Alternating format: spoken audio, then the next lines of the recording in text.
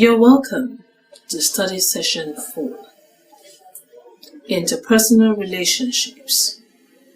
In this study session, interpersonal relationship is seen as an association between two or more people that may range from fleeting to enduring. This association may be based on inference, love, solidarity, regular business interactions, or some other type of social commitment. The study session also discusses some major model of interpersonal relationship. When you have studied this session, you should be able to 1. Outline the process of interpersonal relationship. 2. Analyze the major models of relationships. Need for interpersonal relationships. There is a biologically based need to belong, evident in evolutionary benefits and universality of different relationships, and in the negative consequences that accompany the absence of relationships, as shown by the deficits in feral children. Relationships shape the sense of self and how social events are remembered and explained. People all have certain relational selves or beliefs, feelings, and expectations that derive from their relationships with particular other people. When one of these is activated by a particular person, the person is seen in the light of the relevant relational self. Relationships affect personal well-being on a moment-to-moment basis. Interpersonal relationships are dynamic systems that change continuously during their existence. Like living organisms, relationships have a beginning, a lifespan, and an end. They tend to grow and improve gradually as people get to know each other and become closer emotionally, or they gradually deteriorate as people drift apart, move on with their lives, and form new relationships with others. Models of relationship. Levinger's model of relationship. One of the most influential models of relationship development was proposed by psychologist George Levinger. This model was formulated to describe heterosexual, adult romantic relationships, but it has been applied to other kinds of interpersonal relations as well. According to the model, the natural development of a relationship follows 5 stages. 1. Acquaintance, that is, becoming acquainted depends on previous relationships, physical proximity, first impressions, and a variety of other factors.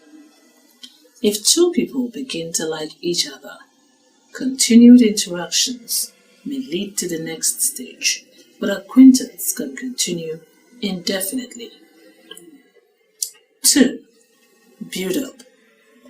During this stage, people begin to trust and care about each other.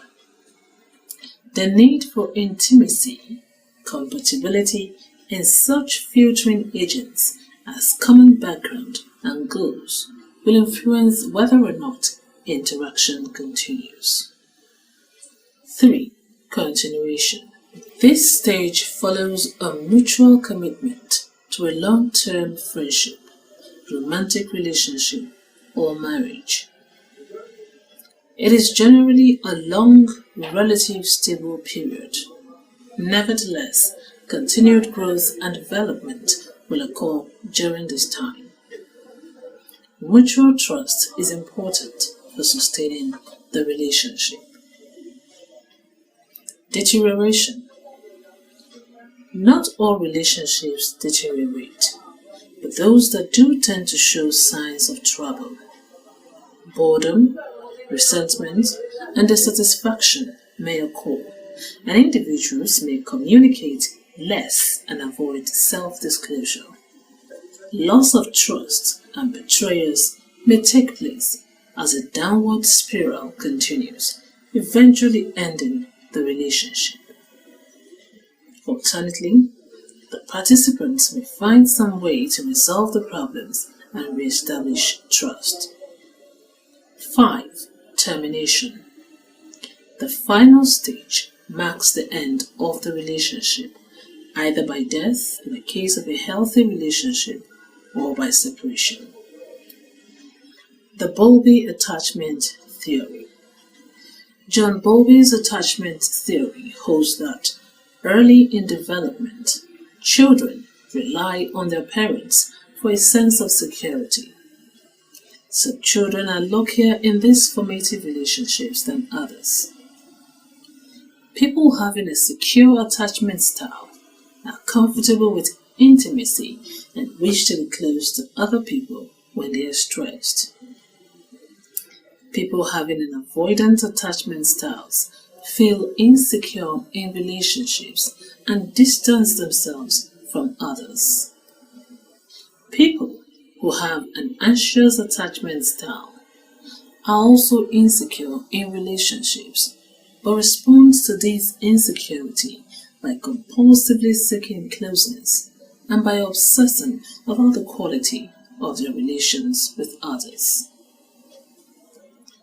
Researchers have discovered that attachment styles are quite stable over the lifespan. Secure, anxious, and avoidant individuals live quite different lives, enjoying different levels of relationship satisfaction and suffering different kinds of difficulties. Fiskey's relationship styles. Fiskey's relational models theory posits that there are 4 different kinds of relational styles. 1. Communal sharing, which is family-like relationship style in which members of the group receive what they need and give what they can. 2. Authority ranking relationship style, characteristic of corporations and tribal groups headed by chiefs, in which power flows from a head to those lower and resources are distributed as the head sees fit. Equality matching. Equality matching relationship style governed by the principles of reciprocity and sameness, which is typified by friendships. And 4.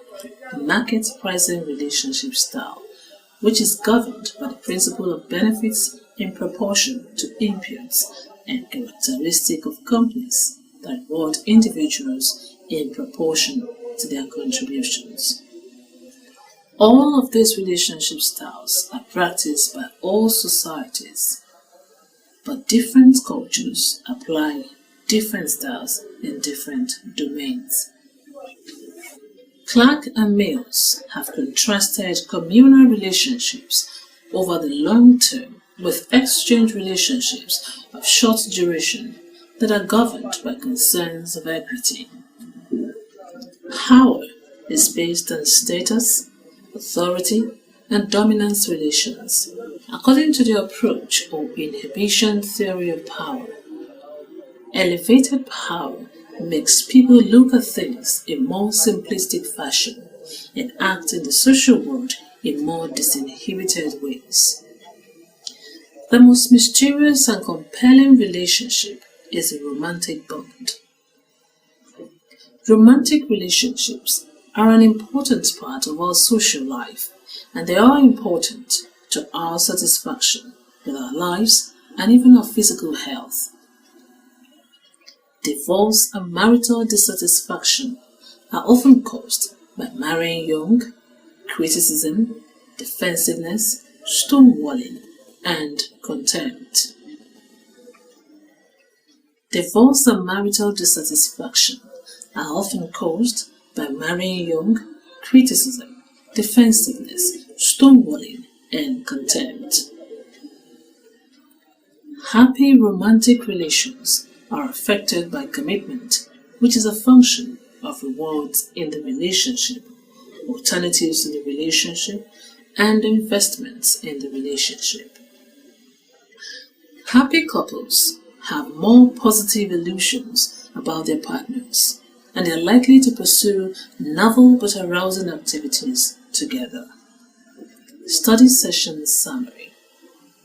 This study session discusses interpersonal relationship as an association between two or more people that may range from fleeting to enduring.